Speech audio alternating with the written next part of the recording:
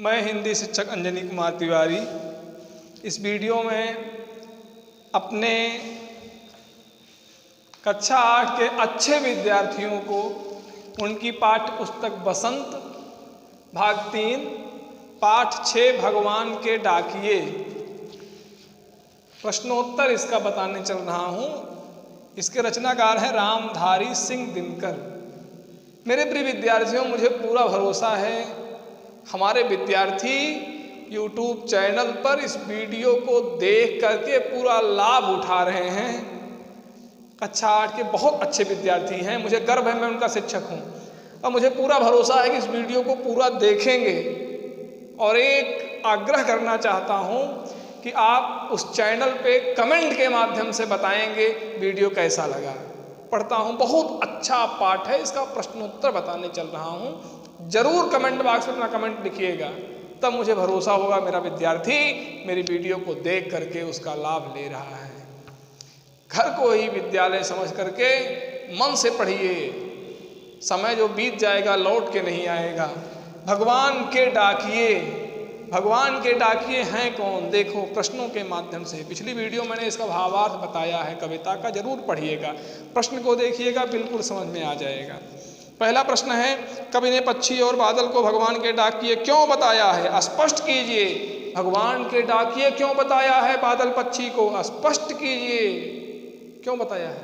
क्योंकि बादल और पक्षी भगवान के सद्भावना प्रेम संदेश को जन जन तक पहुंचाने का काम करते हैं। भगवान ने किसी के साथ कोई भेदभाव नहीं किया है, सभी इंसानों को एक समान तरीके से बनाया है। सबके 2 हाथ 2 पैर 2 आँख कान हैं, कोई भेदभाव नहीं किया उनके निर्माण में।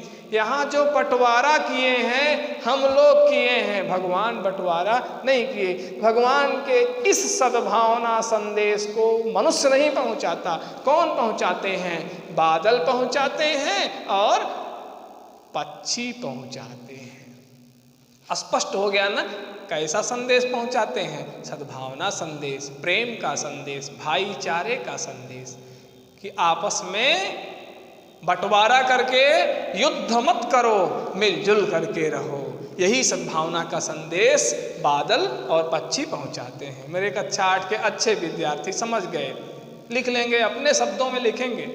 दूसरा है, पक्षी और बादल द्वारा लाई गई चिट्ठियों को कौन कौन पढ़ पाते हैं? सोच कर लिखिए। 5 लोग पढ़ते हैं, मनुष्य नहीं पढ़ पाता उस सद्भावना के संदेश को। मनुष्य के समझ में वो संदेश नहीं आएगा, भगवान का संदेश है वो। कौन कौन समझते हैं?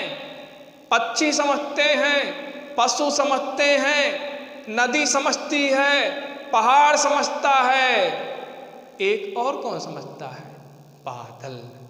बादल बादल उस संदेश को समझ लेता है। 5 लोग हैं जो भगवान के इस सद्भावना संदेश को समझ लेते हैं। समझ गए? तीसरा प्रश्न देखिए, किन पंक्तियों का भाव है? पक्षी और बादल प्रेम, सद्भाव और एकता का संदेश एक देश से दूसरे देश को भेजते हैं।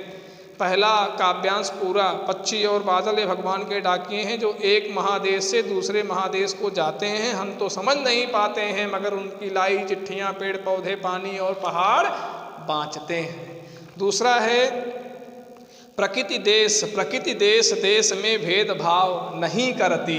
प्रकृति देश देश में भेदभाव नहीं करती।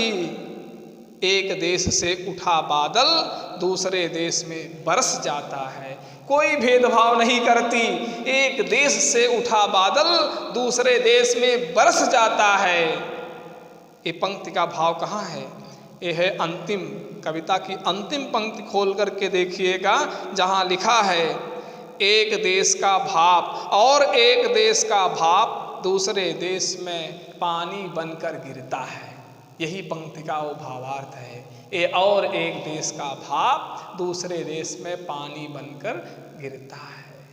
संसार में जितने लोग हैं सबको एक समान दृष्टि से जो देखता है वो साधारण पुरुष नहीं है, वो समझ लीजिए क्या है, भगवान है। भगवान बहुत ही कठिन काम है कि अपने बच्चे की तरह दूसरे के बच्चों को भी देखना, उस तरह से प्यार दुलार देना, स्नेह करना। जो ऐसा करता है वही सर्वश्रेष्ठ इंसान है, इस धरती पर वही मानव है। अगला पढ़ता हूँ कि पक्षी और बादल की चिट्ठियाँ, पक्षी और बादल की चिट्ठियों में पेड़ पौधे, पानी और पहाड़ क्या पढ़ जाते हैं, क्या पढ़ जाते हैं?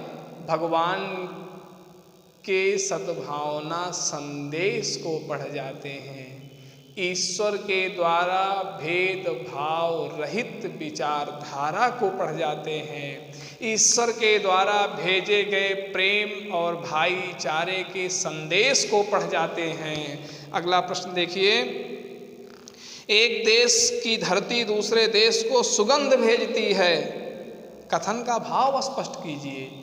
एक देश की धरती पक्षी और बादल के माध्यम से अपने माटी के प्रेम की खुशबू को दूसरे देश में भेज देती है।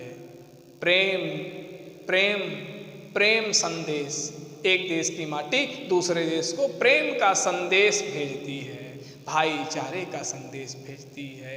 मनुष्य के द्वारा बनाया गया भूमंडल एक समान है, बांटने वाले हम हैं, बांटने वाले मनुष्य हैं। मनुष्य पेड़ पौधे, पशु पक्षी, नदी पहाड़, ये सब कभी नहीं बांटते। अर्थात प्रकृति कभी भी किसी के साथ भेदभाव नहीं करती। तो हमें भी प्रकृति का अनुकरण करना चाहिए। भूमि के आधार पर, जात के आधार पर, धर्म के आधार पर, देश के आधार पर किसी से भी कभी भेदभाव नहीं करना चाहिए। जैसे नदी सबको समान रूप से जल देती है, पेड़ सबको समान रूप से फल हवा देते हैं, छाया देते हैं, पशु पक्षी भी सबके साथ समान रूप से व्यवहार करते हैं, पहाड़ भी सबको समान रूप से लाभ पहुंचाता है, उसी तरह से हमें भी जीवन में काम करने का प्रयास करना चाहिए। हम समझते हैं आप सभी प्रश्नों का उत्तर समझ गए होंगे, जरूर लिखेंगे, अच्छा लिखेंगे, बेहतर बच्चे हमारे हैं। बहुत बहुत धन्यवाद।